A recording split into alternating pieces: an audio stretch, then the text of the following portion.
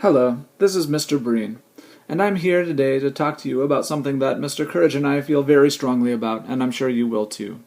That is, noun-adjective agreement. It's a terrible thing when nouns and adjectives disagree, and during the course of this video, I'm going to explain to you exactly what negative things can happen when they don't.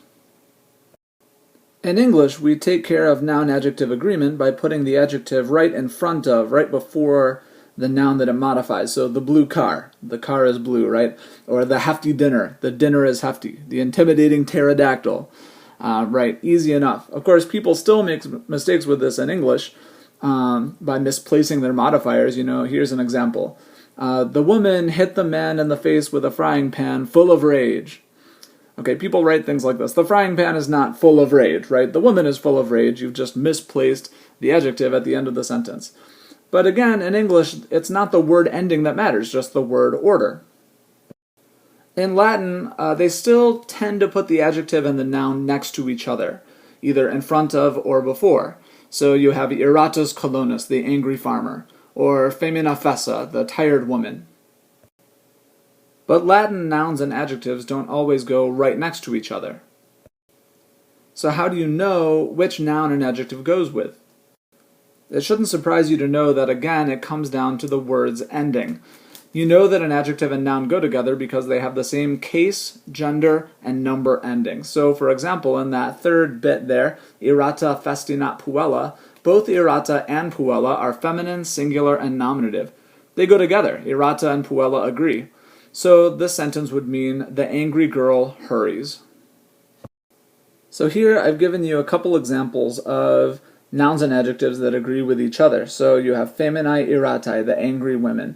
And this is either going to be genitive, oh I can't write G's, or dative, singular, or it's going to be nominative plural. But either way, we can be pretty sure that they go together, and we're going to mark it up just like this with an arrow.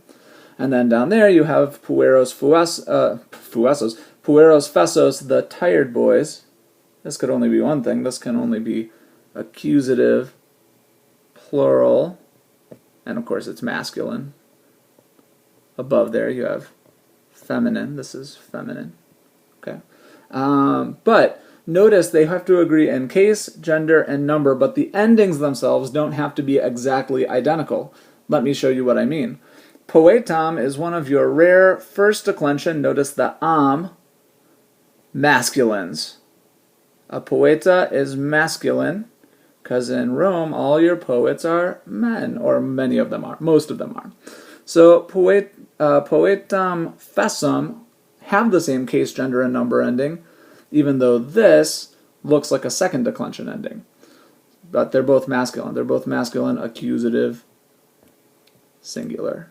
That is, their direct objects. So they don't have to have identical looking endings. They just have to have the same case, gender, and number. And I'm about to show you what the case and gender and number endings are for these adjectives. Alright, so here they are. Hopefully you'll notice that these look a lot like first declension endings, the feminine ones over on the left. So this is nominative, genitive, dative, accusative, and ablative, singular, and this is the same things but plural, and the same over here on the right, the masculine. So hopefully you've been annoying your siblings and your parents by saying out loud repeatedly I, arm, is, as, is, the feminine endings, and over on the right us, e, o, e, orm, is, os, is, the masculine endings. So again, they do look a lot like first and second declensions, but really they're masculine over here and feminine over here.